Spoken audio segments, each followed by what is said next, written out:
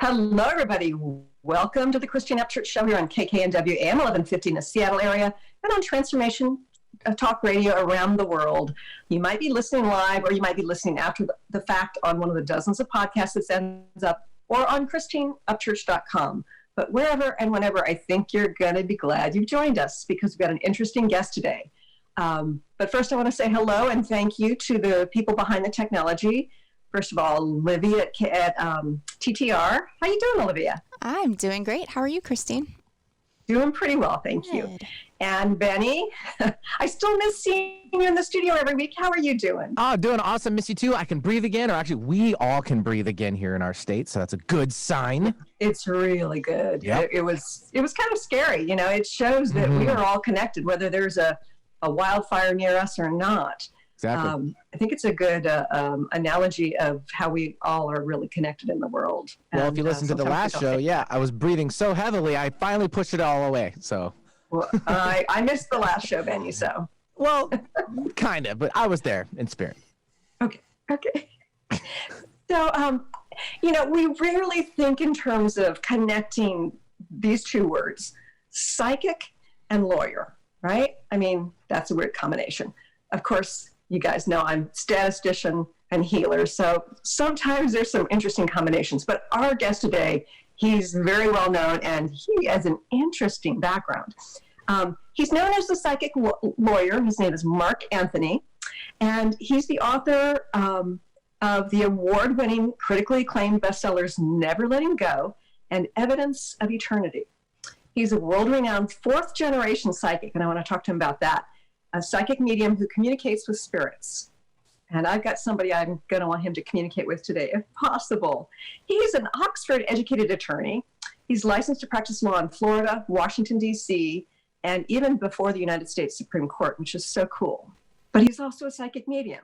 He appears regularly on ABC, CBS, NBC, MSNBC, Fox television, including The Doctors, and on major talk radio shows such as Coast to Coast AM, which I love, Conscious Talk Radio, the Dr. Pat Show, which I'm affiliated with. Hello, Dr. Pat. And he's very, very well known from Hollywood to internationally. And I would like to welcome our guest today, the psychic lawyer, Mark Anthony. Hi, Mark. Welcome. Thank you, Christine. Thank you for having me on the show. And, when you're explaining that I'm a member of the U.S. Supreme Court Bar, if I don't say this, I feel a personal sense of loss with the passing of Justice Ruth Bader Ginsburg. The world lost a first-rate intellectual, an advocate, not just for women's rights, but for everybody who's been on the receiving end of bigotry and discrimination. And the United States has lost one of its best jurists. So I think that I just wanted to express my feelings that it really is the end of an era. Mm-hmm. And I think that so many of us feel the loss of her from the Supreme Court, but from the world in this realm. And sometimes I wonder, we're at a really interesting transformational moment in our world right now. Might she have gone to the other side to help us? I think to some extent, spirits, part of their mission is to guide us, but spirits are not here to control us or to tell us what to do. So she can be a spiritual influence. And yes, it is very sad that she passed. On the other hand, she was a woman with cancer in her late 80s, so it is not unusual for her to have passed. Right. Can she help us from the other side? She can provide guidance. And you're correct. We seem to be at a tumultuous crossroads in our history. But the one thing that I've learned as a student of history is all things eventually come to an end. So Ruth Bader Ginsburg, her tenure on the U.S. Supreme Court, she wrote a lot of dissents, which will very well be the basis for majority opinions in the future. and also all the turmoil and the injustice that's going on in the United States now, eventually that will come to an end. And so I think that if we've learned anything from her, if we learned anything from John Lewis, if we learned anything from Martin Luther King Jr., it's that change takes action, but action does not justify violence. Right, right. Yeah. So I'm just fascinated with your history and how you went from attorney to psychic medium and sometimes actually intersecting the two. Tell me a little bit about your journey. Well, I was born this way. Both of my parents had these abilities, and my dad was a Navy SEAL, and then he became a NASA engineer. And right after he got out of the Navy, he was at this dance, and he said, it was so funny when my parents talk about how they met. He goes, I saw this really classy dame, and I wanted to talk to her. And because my mom was a commercial illustrator and a fashion designer, and she worked at this store called Kresge's. And so she always got designer clothes with, the employee discount. He thought she was like some, sophisticated Vogue model type. And they started talking, and mom said they had this immediate connection. And after a couple dates, she said to him, she goes, there's something I've got to tell you about myself. And then he goes, you too? So both of my parents had the ability to see and perceive spirits. Wow. And so what I've seen, Christine, is this is a genetic trait that runs in my family, and it's what's known as a recessive genetic trait. In other words, it can skip a generation or two. If, for example, being right-handed or left-handed is a genetic trait, dominant traits being right-handed, the recessive trait being left-handed. So when you get two parents that have the same recessive trait, the likelihood of one of their children having those traits increases. And so when I was about 3.5, I started seeing spirits, and mom and dad were like, oh, wow, he can do this. And because they saw them too. So this has always been part of who I am. Mm-hmm. So if that was a natural gift, why did you choose to become an attorney? I ask myself that constantly. It's interesting because, life is, I look at life like a river. It flows and ebbs, and sometimes it's smooth sailing, and other times there's waterfalls, and it can be very, very difficult. It's not unusual for a medium to be drawn to the spiritual. And I had seriously considered becoming a member of the clergy. I was raised in the Catholic faith. Okay. And so I wanted to do that, but I felt that was too constricting, and law always fascinated me. And so I ended up going into law. And, I love what you said about how you don't normally hear the term lawyer and psychic, just the way you don't hear statistician and healer like yourself. Right. And what people like you and I demonstrate, Christine, is that there is room for integration of our left and right brains when it comes to helping people. Because people tend to think of those of us in the metaphysical realm as, we're these mystics that sit on top of a mountain all day, and that, everything's all never done it, cosmic and all that, and anybody can be enlightened on a mountaintop. I mean, when you're sitting there, I remember a couple of years ago when I was on tour, and I was in Sedona, which is just such a beautiful place, and I'm on top of those big orange mountains, and it's like, it's real easy to be all cosmic here. The challenge is when you're stuck in traffic in LA and you got to be at the studio in 10 minutes and it doesn't look like it's going to happen. And so what you and I and other people who have that right left brain integration demonstrate is that the true test for being spiritual and enlightened, if you will, is not when you're on a mountaintop, but it's when you're in the boardroom. It's when you're in the courtroom. It's when you're in the corporation, or it's when you're in, just the real world, the real life.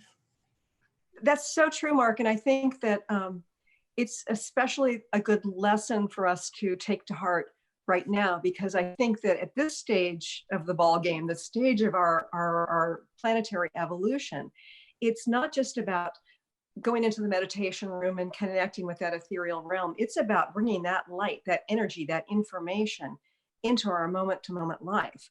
And it's a different kind of challenge than, you know, being on that mountaintop, so to speak. But it makes life far more interesting, and it grounds the light more effectively on our planet. Oh, absolutely, it does. And, you know, because a lot of people are like, how can you be a psychic lawyer? You know, and you know, people tend to, it's funny because the two professions that I have definitely evoke a reaction from whoever I tell. You tell people you're a Right. lawyer, it's like, you know, they think we're these vampiric, blood-sucking monsters with, you know, no feelings whatsoever. And certainly a lot of aggressive and predatorial personalities are attracted to the practice of law. Just like they're attracted to Wall Street, and they're attracted to, you know, military and other professions where being aggressive is considered a positive thing. But lawyers are there to help people to resolve disputes. And I mean, I could sit here all day and point out the flaws and faults of our legal system. That's not what I'm here to do today. And people tend to think of mediums, you know, especially living in Florida, you know, mediums are not of God, and they start, you know, flinging scripture at me. And, you know, you know, I've spent my life studying theology, philosophy, archaeology, in addition to quantum physics. And certainly there are plenty of biblical passages. There's many passages in both the Old and New Testament which justify discernment of spirits and prophecy, which are, you know, talking to spirits and in divining future events. So I don't necessarily get bogged down in that. And what lawyers do involves evidence and helping people, and what mediums do involves evidence. That's why I'm an evidential medium. So if I'm doing a reading from somebody, the spirit transmits information to me, and I present it to you, and they will give evidential facts. If I could tell a funny little story that happened 2 days ago. People think that spirit communication is texting or instant messaging, you know, where we're just, you know, texting up the other side and they're giving us stuff. They communicate us, see things, hear things, feel things, know things, experience things. And I was doing a reading for this woman over the phone, and her father's spirit came through, and I kept seeing Australia, and all this. I was seeing kangaroos and boomerangs, all stuff of Australia. And I said, was there any connection with you or your dad with Australia? No. Are you sure? No. And I always caution people, if something doesn't make sense right away, don't shoot it down right away. Don't fall into what I call the no syndrome, where you no. So I said, don't worry about it. Then about 10 minutes later, her father projected this image of him as a young man, looked like a teenager, and he was swimming underwater, you know, doing this freestyle. And I said, wow, he's doing all the swimming. She goes, oh, well, when he was a teenager, he won this swimming competition for speed. And all of a sudden, you know, my dad was a Navy SEAL, okay, and also a swimming instructor. I said, did your dad do the Australian crawl? And she goes, oh my God, you know, and I said, that's the fastest stroke. And I know this because Dad, you know, I had to learn the breaststroke, the backstroke, the butterfly, and the Australian crawl, you know, and let me tell you, growing up along the ocean and having a dad as a Navy SEAL came in very handy. And so with spirit communication, you take all the pieces of evidence, and they're like the pieces of a puzzle, and they don't always come together right away. So her father, if you take the Australia and the swimming, boom, the Australian crawl. So do you ever connect the two fields?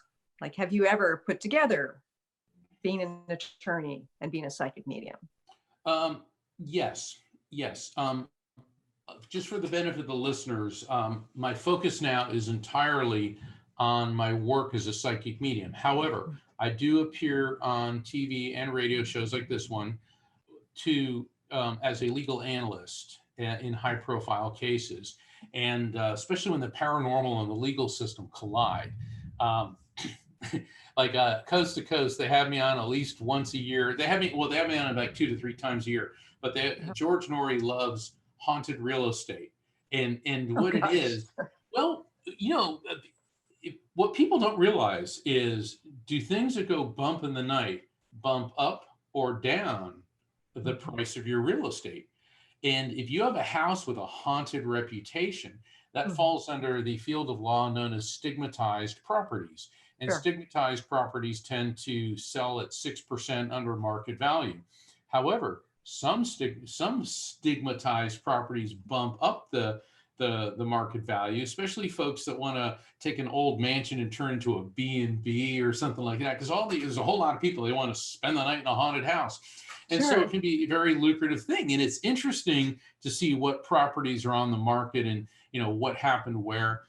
It's like the house that John Wayne Gacy owned and where he murdered, I think it was 32 young men. That just recently sold.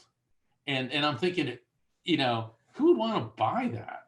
Really? Yeah. And then the apartment building that Jeffrey Dahmer lived in, I believe it was torn down. I think that was in Milwaukee. I think that was in Milwaukee. And apparently nobody wants to buy that property. So, and then of course there's the at Hollywood. Oh my gosh, there's so many mansions where, Hollywood murders and like the Sharon Tate murder and all that. And so that's always very interesting when they call me in, for example, to do something like that, to show how the legal system and the paranormal collide. But to answer your question directly, when I was full-time practicing law, being a medium is part of my skill set. And so I would definitely utilize my abilities because that's organic to me. And Right. we all are, we're all given a hand of cards in life. And you play what you're dealt. And so, Sure. yes. Yeah. And I imagine that if you're trying to negotiate a settlement or something like that, if you've got some extra information, then that can only benefit your client. Yeah, that definitely came in handy quite a bit because I practiced in the realms of, first, when I got out of law school, I was a prosecutor. So I worked for the state of Florida. And then I became a criminal defense attorney. And then I also did personal injury, and particularly in negotiations with insurance companies and big cases. I remember a couple of my clients going, how is it that you know what they're going to do next? And Right. I didn't always share why I had those insights. But, once again, there's other people who perhaps their skill set is just being so overly aggressive. Other people that have other abilities, being very good writers or speakers. So we all have different skill sets, and where being a medium came in very useful, I believe, is during jury selection. And jury selection, it's like right before you start taking evidence. The objective of our system is to, for a trial, you have to have a jury of your peers.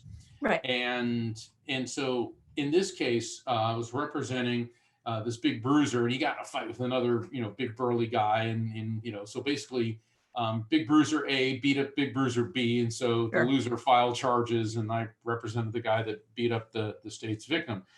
And the prosecutor was asking the potential juror members questions, because the idea is to eliminate people from the prospective jury that may have biases. And so there was this one woman on the jury, and I kept getting drawn to her because I felt this female energy around her. And I kept feeling this tightening around my throat.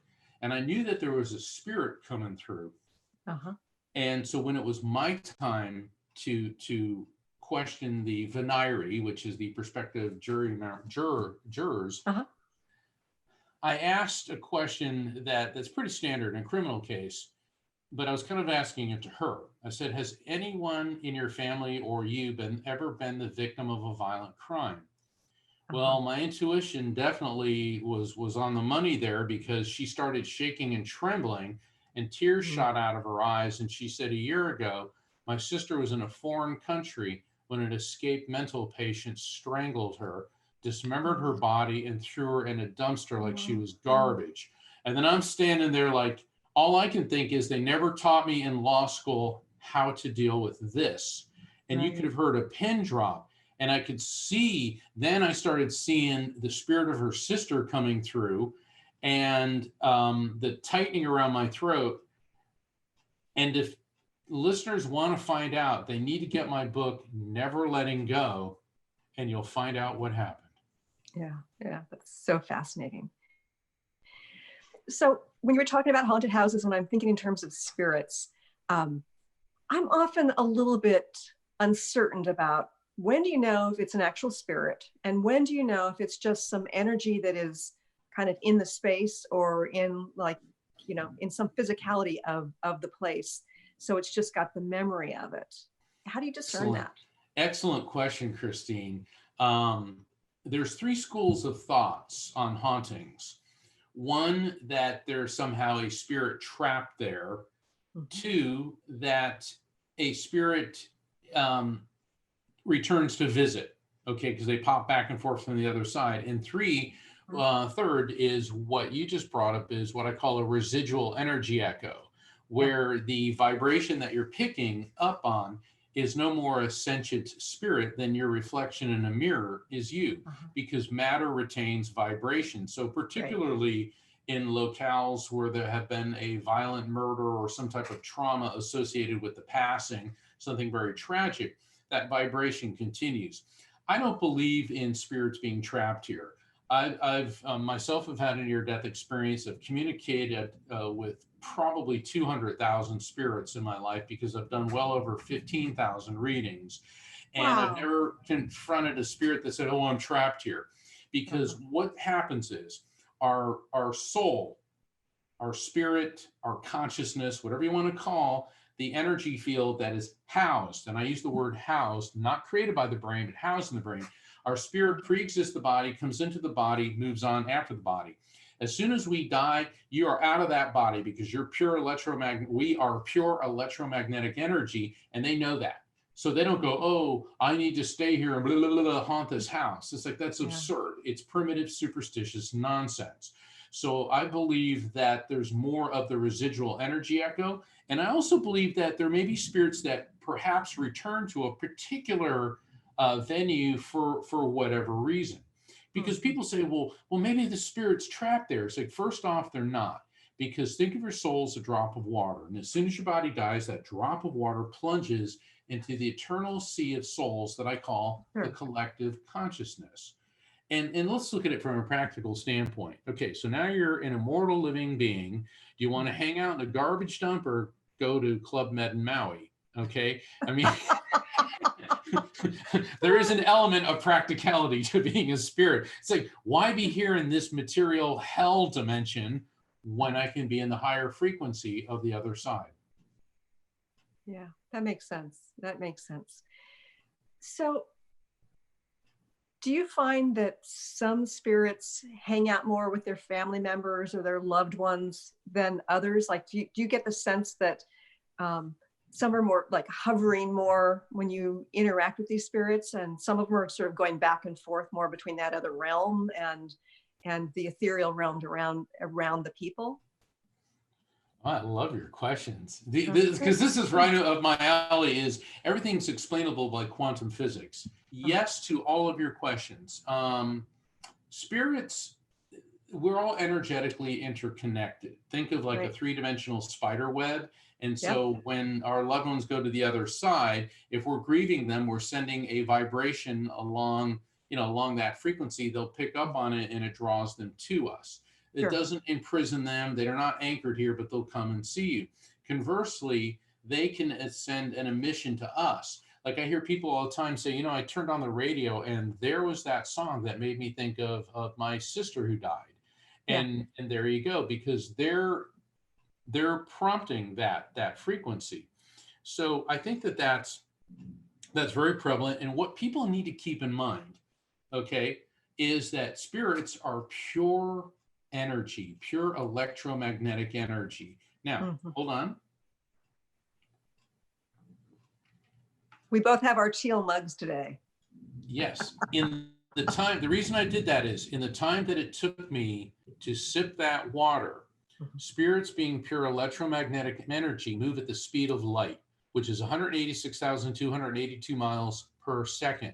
So in the time that it took me to drink that water, a spirit could have been back and forth to the moon about 4 times, probably taken a spin around the earth, popped off to see what's going on in Beijing, and here they're back.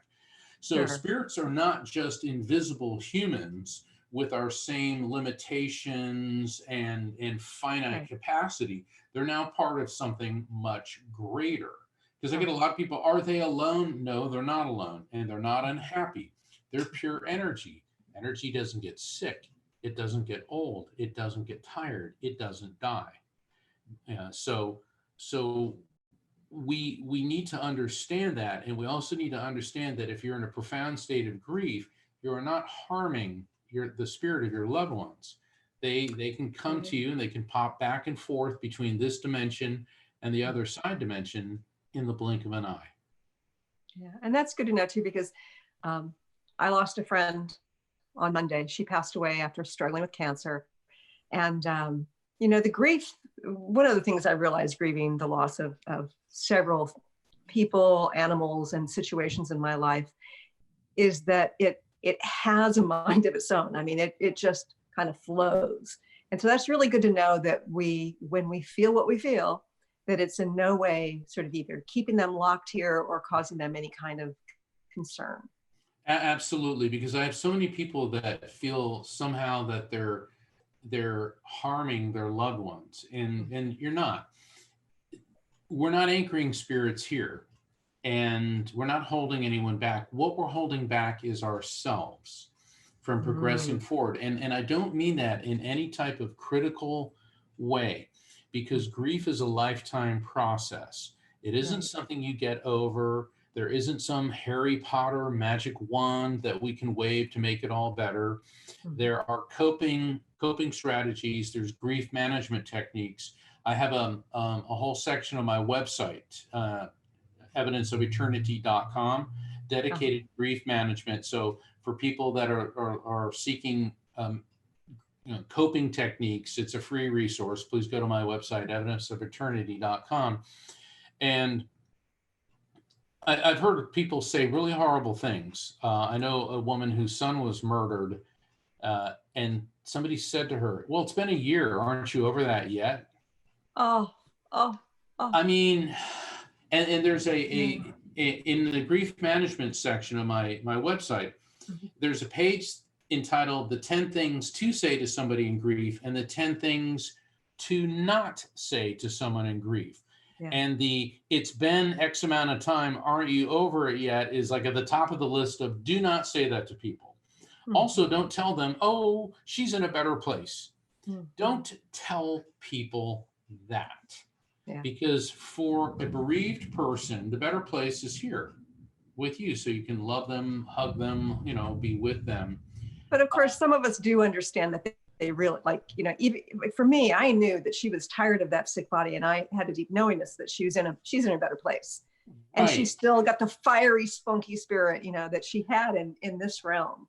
Oh, absolutely. And what I mean by that, Christine, you and I know that, but there's a lot of people, like if you said that to somebody's parent or sibling, and they're not in this feeling, say, "Oh, they're in a better place," that might come across wrong. It's better to say things like, "You know what I always loved about her? She made me laugh. She was so smart."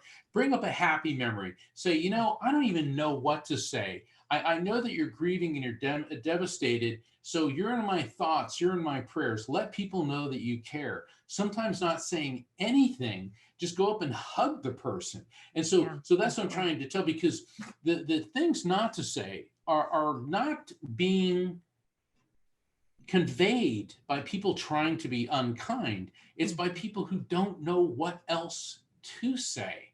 Right. And so they'll come up, And in this society, we so avoid the topic of death and facing death that it's dealing with it is somewhat foreign to a lot of people.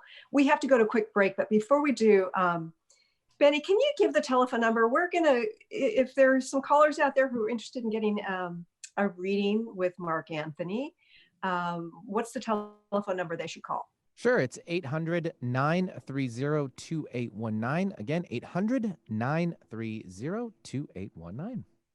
Stay tuned for more with Mark Anthony here on the Christine Upchurch Show in just a few moments.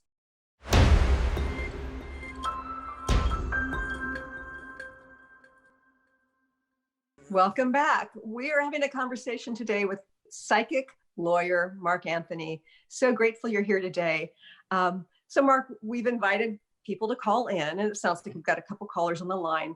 Before we get into how you read and the actual readings, I mean, give us some guidelines about what people can ask and how you go about doing your readings. All I need is your first name, and try to avoid giving me any information about the person that you want to talk to. I mean, some people are like, I really want to hear from my mom, and that's fine. And she may or may not be the first one to come through. And I also caution people about going directly to no right away. Because when people start shooting everything down, no, no, no, no, no. It's like what we were talking about before with the lady whose father came through and he showed me Australia. And then 15 minutes later, something about him swimming. And then we realized that he won a swimming competition once by doing the Australian crawl. Sometimes you don't put it together right away. And I get emails every single day from people who say, oh my gosh, after the reading, it all started making sense. Also, if I'm describing something, let me finish, because I'll say, like, I'm getting this, this, and this. Does that make sense? And then you can respond. And since we're doing the mini readings, normally before I do a reading with somebody, I spend about 10 minutes explaining different scenarios that can come through so that when it does happen, they'll be more prepared. But the no, no, no syndrome, which is where either people are shooting everything down or they want something so much, they're putting angst into the energetic field. We want to lower that. So that would be it. So, and that neutrality makes a lot of sense to me because that attachment gets in the way of that flow. I get that. Okay. So Benny, who's our first caller? Sure. We'll take Corey, who's calling in from the San Diego area. Hi, Corey. Hi. Hello. Hi, Corey. How you doing? I'm doing well, thank you. I had a question. I'm going to keep it a little simple. Okay. Basically, I wanted to know, there's a situation that I'm concerned about that I got myself into, and I wanted to know if there was going to be any repercussions about that. Recourse, yeah. Okay. Well, let's see what spirits you have around you that may be able to shed some light on what you're going through. There's a male energy coming through connected to you. And what I get with him is he feels like he's on the generation above you, which could be like parent, uncle, something like that. It doesn't always mean a parent, but it feels like he's on that generation above you. And what I'm getting with him is a lot of coughing, burning sensation in my lungs, burning sensation in my throat. And I'm getting a dizzy disorientation in my head. And I'm also getting issues with his spleen and with his kidneys. And toward the end, this feels very much like this could have been, obviously there was a lung disease, but it feels very much like a cancerous condition with him. And I'm also getting this massive pain in my head around my right ear. And it almost feels like there's a mass or a growth inside there. So perhaps the cancer could have metastasized and gotten into his brain. Does any of this make sense to you, Corey? He did have a stroke, and he did smoke. I don't know how much he smoked towards the end, but he did have a stroke. Okay, so we got him here. Let's see what did you get some type of summons, some type of papers? Because I get like this, you've been served, you've got a summons. I get some papers. And if you haven't been served, that's forthcoming. Does this make sense to you? Well, that's the situation that I'm concerned about. Well, then the answer is yes. So there is some type of legal action coming because I see like a process server. He's projecting these images to me. And he said, forewarned is forearmed. Forewarned is forearmed. And what's interesting is it seems like at the heart of this is some type of financial dispute. And the weird thing, Corey, it doesn't seem like it's a whole lot of money, but there's a lot of angst and contention around this. But I also get that you've got some good defense here. Does any of that resonate with you? Yes, I want to know if this has to do in regards to with my husband. I'm sorry, say that again. I didn't catch the last part. Does this have to do anything with my husband? Your husband here in this world? Yes. Hold on. Ow. Anything going on with you or your husband that involves some type of pain in your right hand, right index finger, or tendons? On me? Either with you or your husband, because here's what happens. Spirits will give me these things, and then that'll help us determine who they are talking about.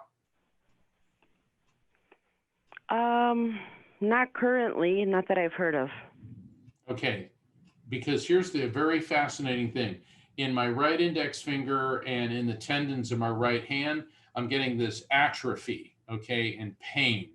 And this has to do with a document. Does your husband get into some type of contract or document that he probably should not have signed? And it may not be a document so much as an agreement with somebody. Yes, that is correct. Okay, see, that's why they're giving me that. They just let me go. Woo. Okay. Yeah, what they're telling me is your husband, for the most part, has a pretty good gift of discernment when it comes to business and matters, but this time he acted impulsively. And so you've got to be ready to be served. And that actually, I think in the long run, you guys are going to be okay. But if I were you, I'd lawyer up. All right. And I'm not just saying it because I'm a lawyer, but you need to lawyer up. So I'll leave that with you. Now, I have a question. Is there anything that my husband can do right now to improve the situation? Yes, lawyer up. Okay. That means call an attorney. Right. Because don't handle legal issues by yourself. Clients would always ask you, can I just do this by myself? To which I would reply, if you needed to remove your appendix, would you do it yourself? Is my name going to come up? Thank you. I'll leave that with you. Okay. Thank you, Corey. So I found it fascinating, Mark, when you were doing the reading that you were getting pains and you were experiencing sensations in your body. Can you tell us a little bit about how that occurs? Yeah, what happens is the spirits interface. And first off, let me, I didn't mean to cut up, but see, clients, people think that when a spirit comes in, we can put the spirit on the witness stand and cross-examine them. I need to know this. I need to know this. I need to know this. Okay. You have to realize the no syndrome is flooding the energetic field with negativity. And that also comes when I want. Okay. So if you want something, you're putting so much angst there, it's generating, like on Star Trek, a deflector shield. Okay. Mm-hmm. We want to lower the deflector shields, because if we could sit there and play 20 questions with a spirit, because then why not just ask them for Powerball numbers? You see what I'm saying? And also, though, that's not what this is for. And if you're supposed to win the Powerball, you will. And if you're not, then they're not going to intervene. And what you asked about, Christine, is when a spirit's energy field, their pure energy, they interface with the electrical field in my system, in my body. They're transmitting impulses which get converted into recognizable concepts based on my memories, feelings, and cultural associations. Mm-hmm. And because I have a background in anatomy and physiology, spirits tend to give me a lot of medical, particularly when they're identifying who they were. Like he was coming through, he has a big time chain smoker. He had a stroke. I was getting it where he experienced it when they were trying to focus on her husband. At first, I thought somebody was having pain, but it was a document that was signed or an agreement entered into that should not have been.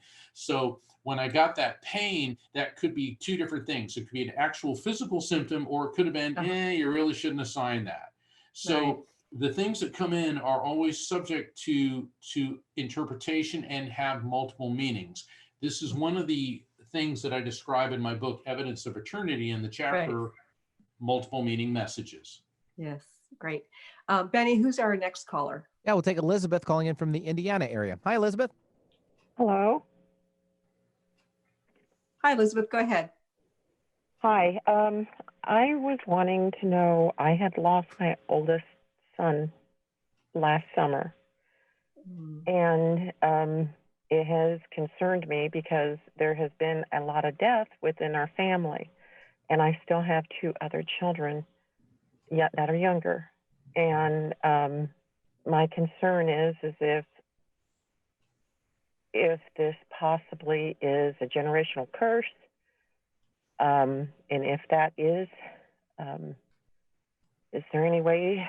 All right. to- First off, let me express my condolences, because no mother should have to go through that type of loss and pain. And there's no stronger bond in the universe than that between a mother and a child, because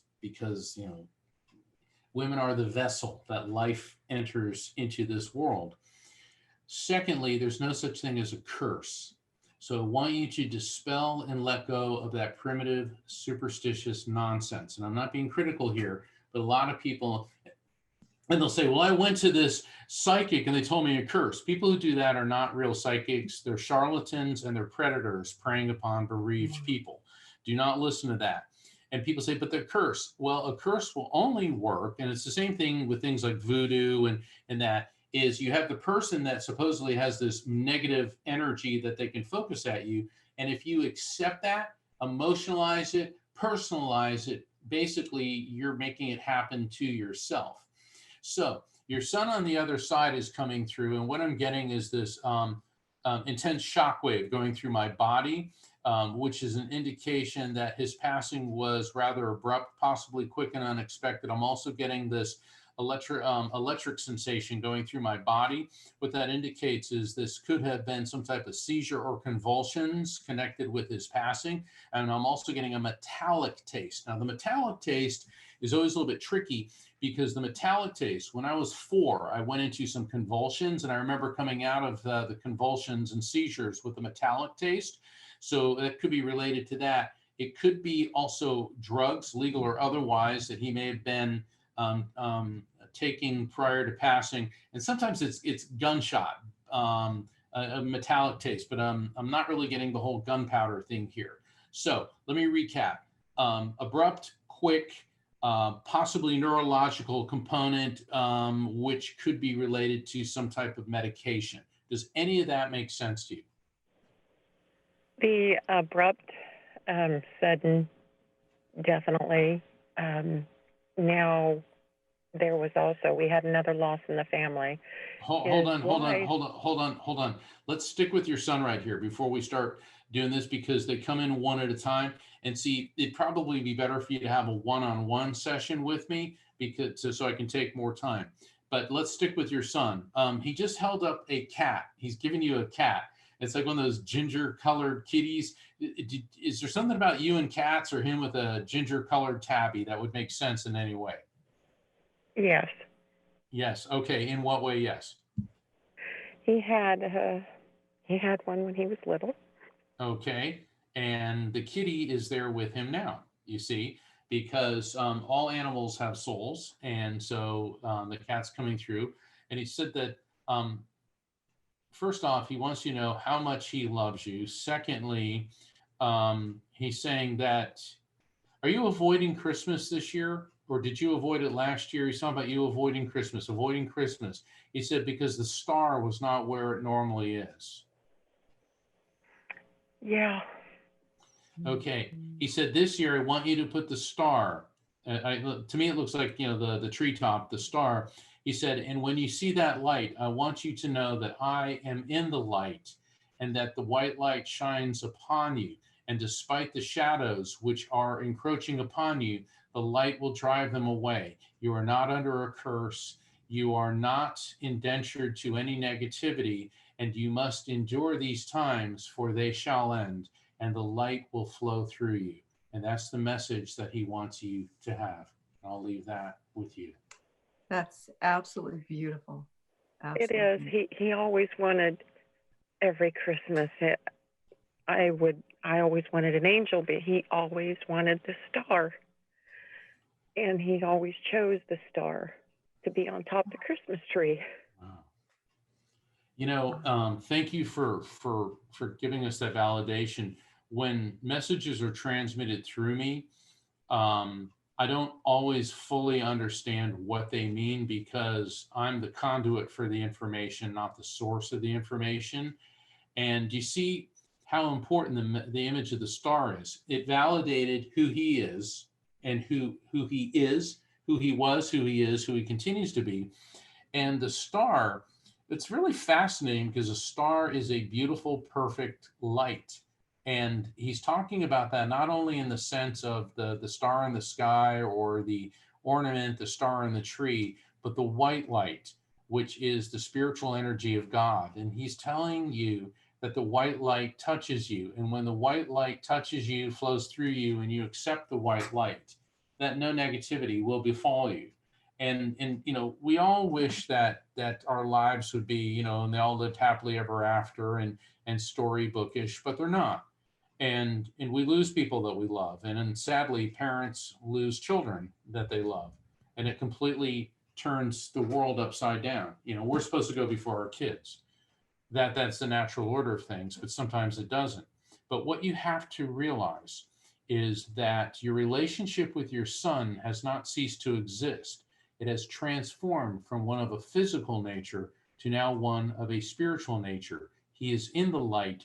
He wants you to celebrate Christmas again, and he wants you to put that star up there, not only in remembrance of him, but as a reminder that the darkness cannot even stand up to so much as one ray of white light. That makes me feel good because I've been so worried because with his death being so sudden and abrupt, whether or not he's been trapped here. Oh no! No. If he said he's in the white light, and that's what I was explaining to Christine earlier. A lot of times people are afraid that, you know, if the passing is abrupt, you got to realize as soon as you're out of the body, you revert from the finite physical form that we're in into an infinite spirit, an infinite eternal being. You go right into the white light. Is there an Elsa or an Ilsa in your family that's passed like a generation or two back? I can't think of anyone off the tip of my head. Okay, because I'm getting like an Elsa, Ilsa, it could be like Lisa, but it's a name like that. She was one of the people that greeted him when he went right into the light. So, and he said, and I know we all know people named Michael, okay? We all know people named Michael, but he says, Michael says hi, so. Oh, wow. I can't think of whom it might be. That's okay. I was on one show and this woman's son came through and he kept giving me the word cross. It was on TV and it was live. And she said, I don't know. And we went to a commercial break and her husband was sitting next to her. He goes, you know, that is our last name, Cross. and you know, people when they're on the spot and this poor lady, you know, I'm used to being on TV and all that. And it's, you know, it's nerve wracking, you know, you get used to it, but in this poor lady, she'd never been on TV before. And there she is in a live TV audience, cameras, lights, action, and all this. And she was so nervous, she couldn't even think of her last name. So just because you don't get it right away, if you don't get it, don't sweat it. Let it resonate with you. But he says, Michael says hi, and everything's going to be just fine. All right. So I'll leave that with you. Yeah. God bless. And we're running out of time, but before we end the show, I want to make sure, Mark, that people know how they can connect with you to find out about your events, to find out how to get a session with you and so forth.